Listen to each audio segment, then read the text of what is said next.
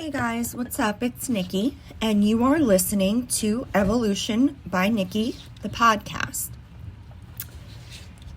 Today is going to be episode 4, entitled The First Time. And today I'm going to be giving you a look into the opioid epidemic, how it began, and when it impacted my family. I'm going to keep today's episode a little bit shorter.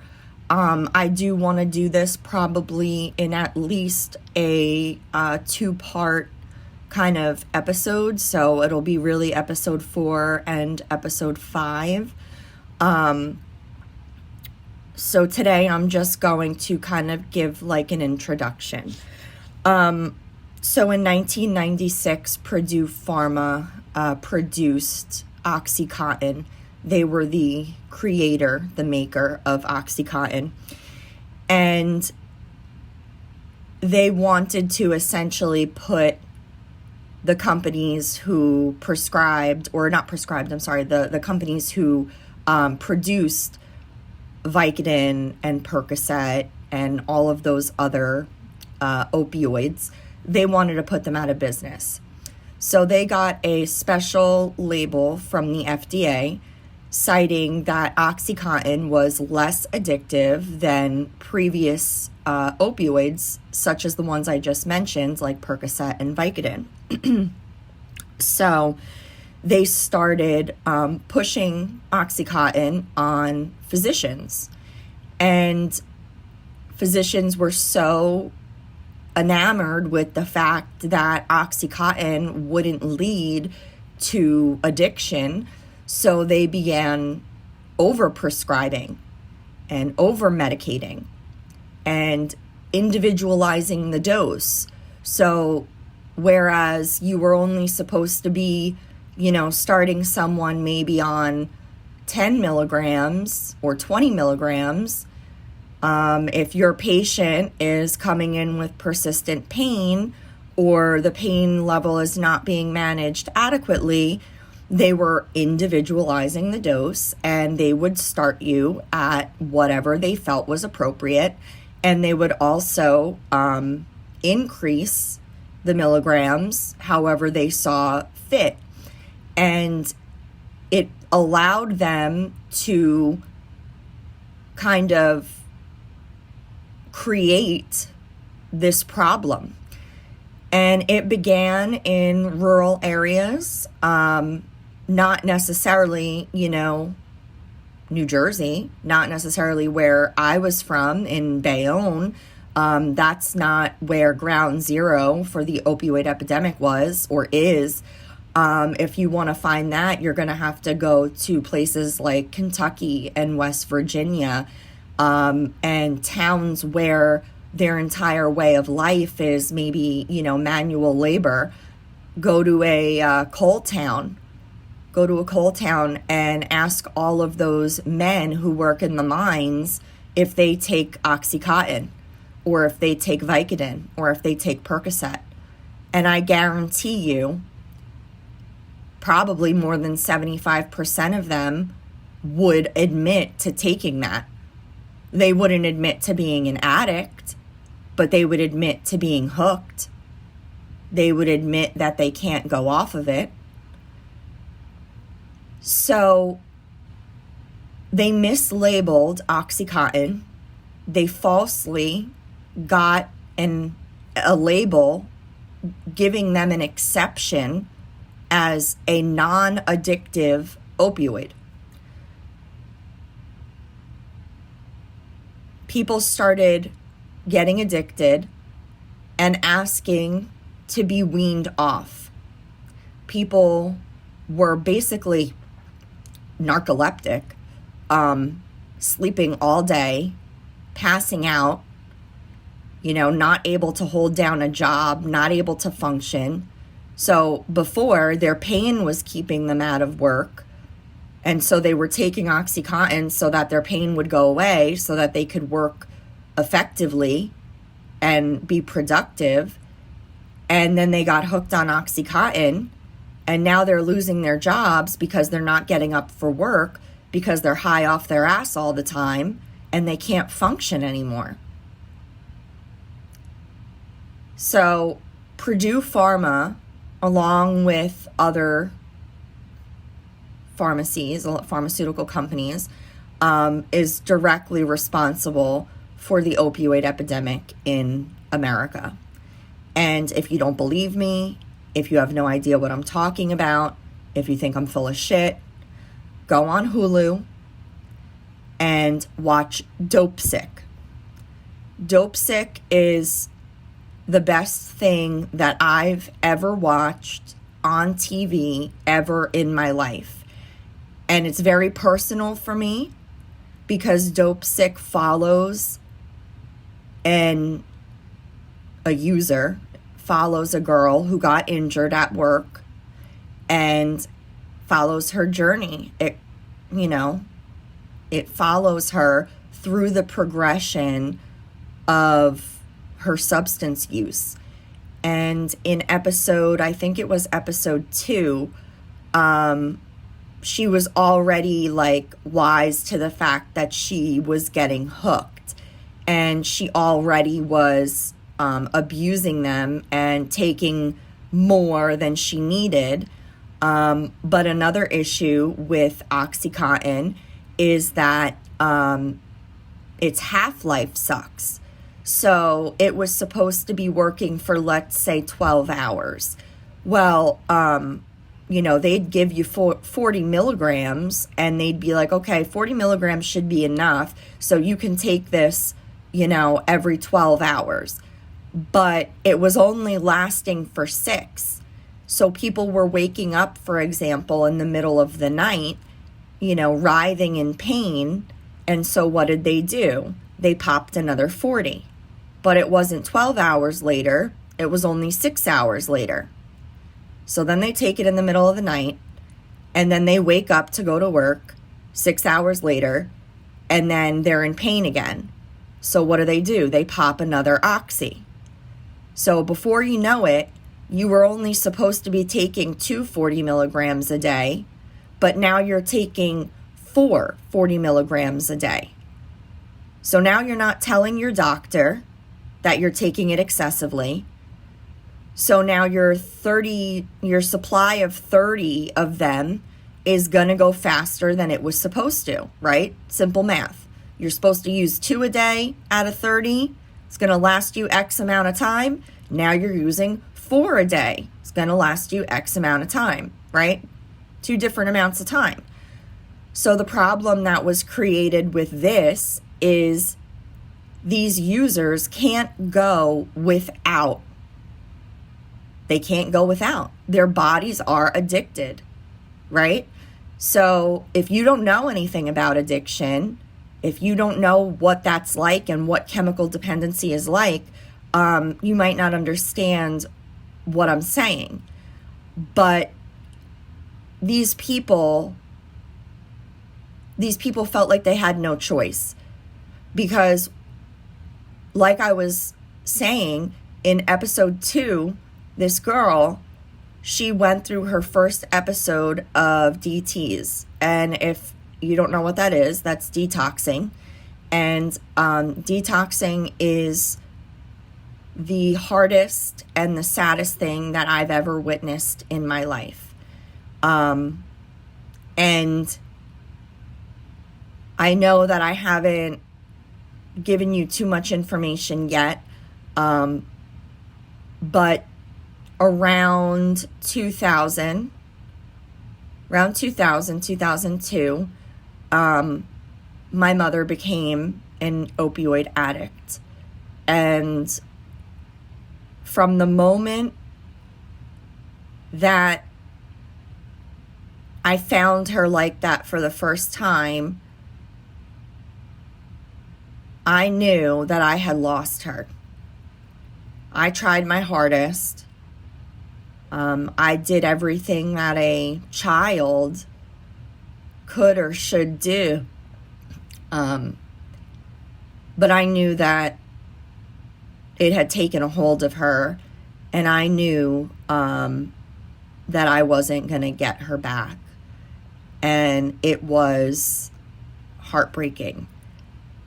But I've witnessed her several times throughout the years go through DTs. And I'll just describe it real quick. And I really would like you to go and watch Dope Sick. And specifically, like I said, episode 2, when she goes through this, your body is basically convulsing. You're in a fetal position. You're sweating profusely. You're vomiting all over the place. Your whole body hurts. You're crawling out of your skin. You have anxiety like nothing else you've ever felt. You're sick. You're desperate. These people didn't ask for this life. These people were told by doctors that they trusted, medical professionals that they trusted. They were told that this drug was safe. They were told that this drug is non-addictive. And then it was forced on them. They stopped prescribing things like Vicodin and Percocet because the doctors were being paid off by pharmaceutical companies like Purdue to push certain drugs. And OxyContin was one of those drugs. It was a big ticket item, a huge moneymaker for them. And they didn't care about the ramifications of what they were doing. And even when doctors went back to them and told them the percentages of their patients that were getting addicted and experiencing issues, their fix was individualize the dose. So they were not telling these doctors that this was in fact a real problem. They were saying that it could be fixed and managed by changing the milligrams. And they ignored the fact that they had just created an epidemic in the United States like nothing we've ever seen. And this is going to go on until someone stands up for all of these people and says, this is fucking bullshit. We didn't ask for this. We trusted you. You misled us. And now you're costing us our lives. Think about how many families were ruined by the opioid epidemic. How many ODs there were on OxyContin. How many people are not involved with their families anymore? They're still alive, but they're dead inside. They're not the same person they once were. They don't have any decisional making capacity, just like my mother. When I knew, I watched the sparkle leave her eyes and never return. I watched her choose drugs and other things over me. And I blamed myself for a really long time because I didn't understand how you could let your desire for a drug get in between you and the relationship you have with your daughter. Now, no matter what I said in episode 3, Mommy Issues, I did say that I was loyal to my mom and I loved her more than anything. And I would never be disloyal or, give her up or say anything against her. And so this whole time while, this was going on, I didn't know that. I don't know. I feel stupid, and I know it sounds stupid, and I know you're going to be like, this is part your fault, Nicolette. You know, this is part your fault. I mean, that's the way I always felt anyway. I didn't say anything to anyone. I was embarrassed and scared. And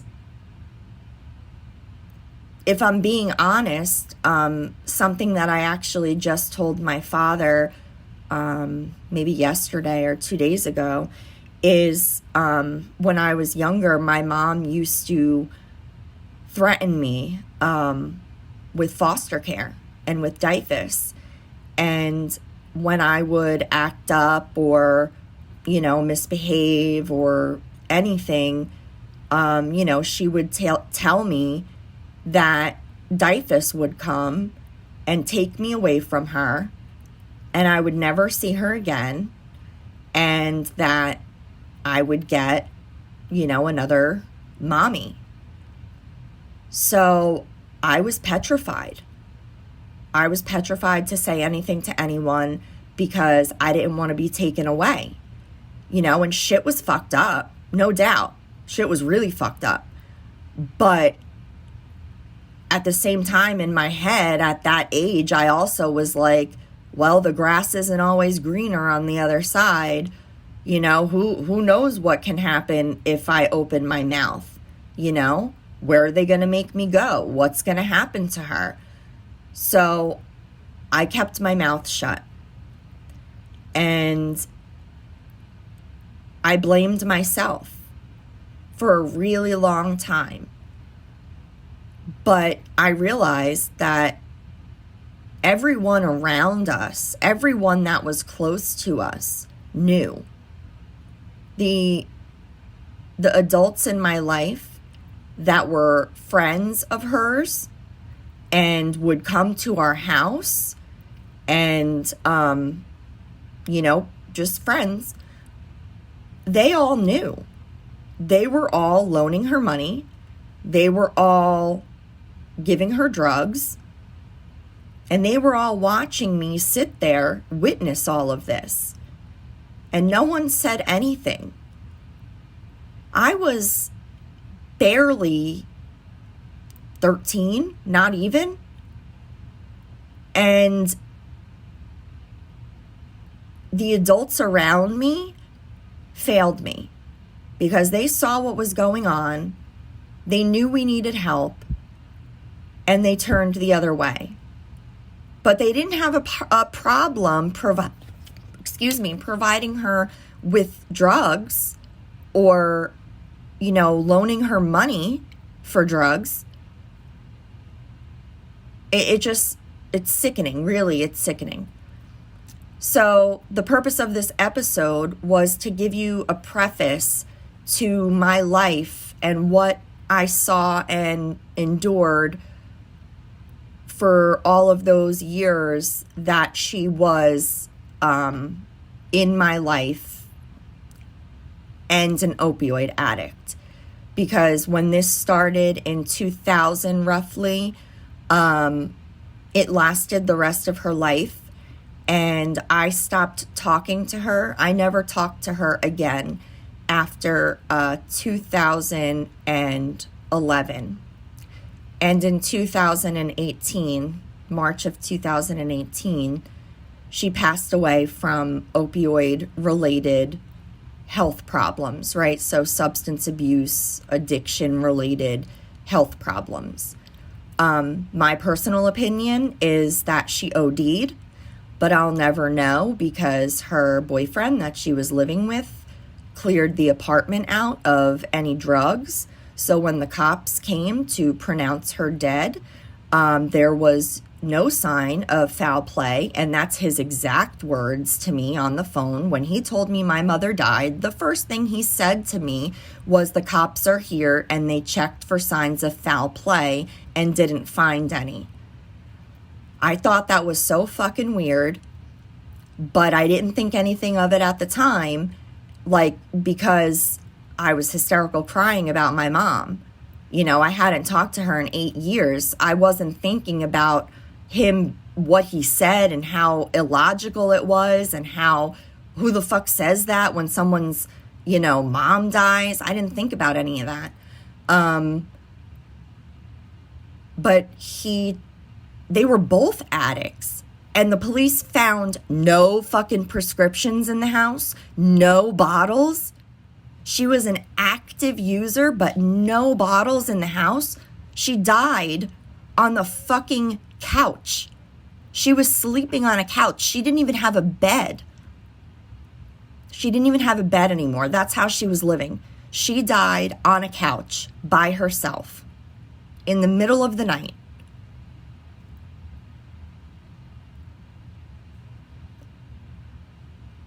And that, ladies and gentlemen, is the fucking opioid epidemic. I really appreciate you guys listening this morning. And I'm excited, as crazy as that sounds, I'm excited to post Friday's episode because I'm going to take a really deep dive into the years 2000 through about 2008. So I will see you guys Friday at 6 a.m. Thank you so much for listening, and I really do hope that you have a great week. Please feel free to reach out if there's anything about what I said that you identify with. If you know anyone dealing with substance abuse issues, maybe even yourself, there is hope and there is help. And lucky for you, you found me and you found this podcast. And I am beyond driven and motivated right now to save everyone that I can from living the life that my mother lived. So if you need help, if you need resources, if you need someone to talk to, I will give you my phone number. I will talk to you on the phone. And that goes for anyone. Because when you're dealing with things like this, you shouldn't be alone. And it shouldn't be so hard to get help. Because there are people who this is their life, this is their job. This is what they were meant to do. And I'm one of those people. I never knew what I was put on this earth for until I found this calling. And I'm not going to let one message or one phone call go unanswered. Because to me, that one message, that one phone call could be the difference between life and death. So please, if you need any resources, reach out. I can post links. You can remain anonymous. Just know that help is out there and that people do care. Thank you so much, and I'll see you guys soon.